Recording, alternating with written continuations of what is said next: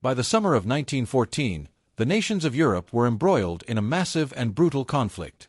New technologies led to new weapons that wreaked havoc on the battlefield.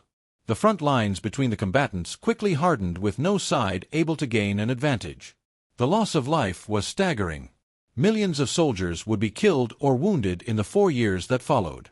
Europe would lose a generation of men over the course of the fighting between 1914 and 1918. Initially, the United States maintained a strict neutrality as the war began, supporting neither the Central Powers nor the Allies. There were a number of reasons that the United States did not get involved in the conflict.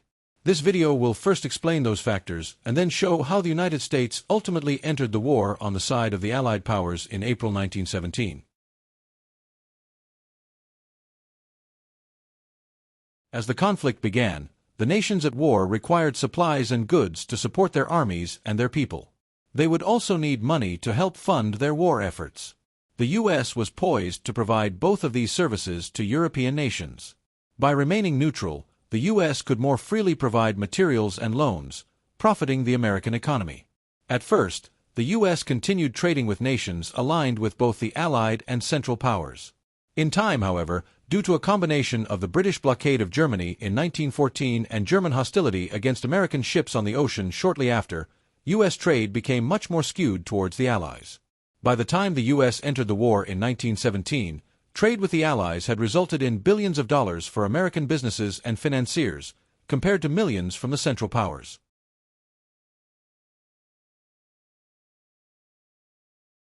At the outset of the war, Americans were splintered over which side to support. Early in the conflict, there was no real bad guy or clear enemy for those in the U.S. who wanted to become involved in the war to rally public opinion against. For many Americans, the war, as horrific as the front lines may have been, was only the next in a series of wars between European powers looking to control the continent. Only after Americans became more aware through news reports and propaganda campaigns related to German atrocities in Belgium did the American public come to associate Germany as the dangerous belligerent.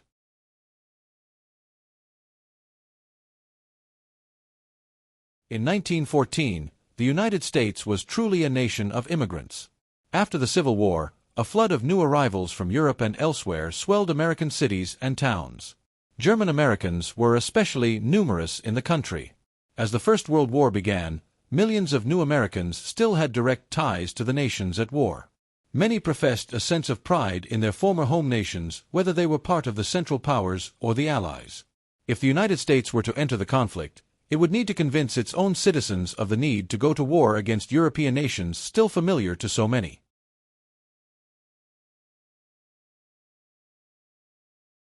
Americans had little cause to worry about their safety during the war. With a vast ocean separating the U.S. from the fighting overseas, few in the United States saw a reason to become involved in the fighting. Another factor was the woeful shape of the U.S. military in 1914. While the U.S. Navy was a strong force, the Army was a different story. Unlike European nations with millions of well-trained men in uniform, equipped with advanced military technology, America had an army of roughly 200,000 soldiers. They would need millions more men and weaponry if they were to have any impact on the conflict.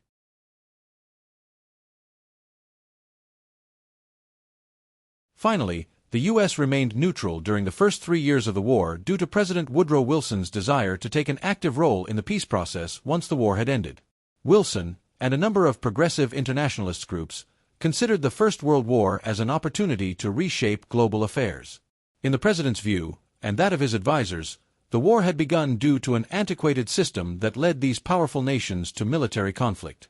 With the death and destruction brought on by new military technology, Wilson believed European nations would be more than willing to take a different approach to how they interacted around the world moving forward.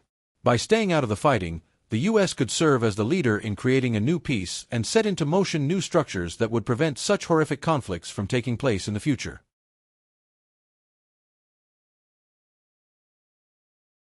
While the United States was able to remain neutral as the war began, a series of events would eventually compel the Wilson administration to declare war on Germany and the Central Powers in April 1917. The U.S. would then spend 18 months preparing for war and sending U.S. soldiers to Europe to aid the Allies in defeating the Central Powers.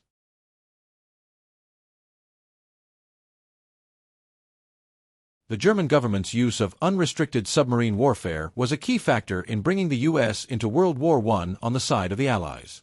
In early 1915, the German government launched a new military policy designed to help them win the war. Any merchant ship attempting to deliver supplies to England, Germany declared, would be considered an enemy vessel that the German Navy would sink. Their goal was to force Great Britain out of the war by preventing the island nation from receiving food and supplies. As a neutral nation providing goods to Britain, Germany's announcement of unrestricted submarine warfare angered the U.S. government. Sinking civilian ships was an illegal act, as was declaring neutral ships as enemy vessels. In May 1915, the British ocean liner Lusitania set sail from New York for Liverpool, England, carrying close to 2,000 passengers, including 159 Americans. A German submarine torpedoed and sank the ship off the coast of Ireland. Approximately 1,200 people died, including 128 Americans. Although it was later revealed the Lusitania was carrying a small amount of military cargo, the American public was outraged as the ship was not a military vessel and the attack had killed American civilians. Ultimately, the Wilson administration protested the Lusitania's sinking and the German government agreed to halt unrestricted submarine warfare, lest it bring the U.S. into the war. In 1916, the German High Command resumed unrestricted submarine warfare, believing it the best strategy to defeat the Allies, accepting the risk of provoking the United States. German Foreign Minister Arthur Zimmermann sought to reduce potential U.S. intervention in Europe by trying to embroil the U.S. in a war with Mexico. On January 16, 1917, he sent a coded telegram to the German minister in Mexico, authorizing a proposal for an alliance with Mexico's President Venustiano Carranza. The offer included German support for Mexico to reconquer her lost territory in Texas, New Mexico, and Arizona.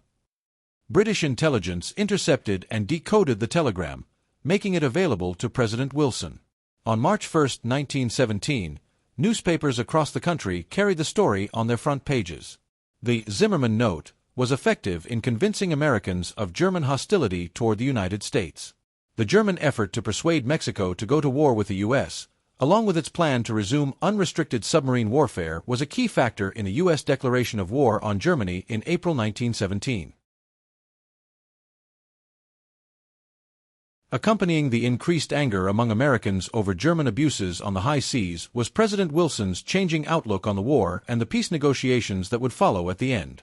The administration's new stance was that the United States would need to take part in the conflict if they hoped to have any sort of influence shaping the peace process and implementing Wilson's grand vision for the world. Taken together, these factors, unrestricted submarine warfare and the sinking of the Lusitania, public knowledge of the Zimmermann telegram, and the Wilson administration's belief that the U.S. would need to participate in the conflict in order to influence events after the war ended, galvanized American public opinion and led to Congress voting to declare war on the Central Powers in April 1917.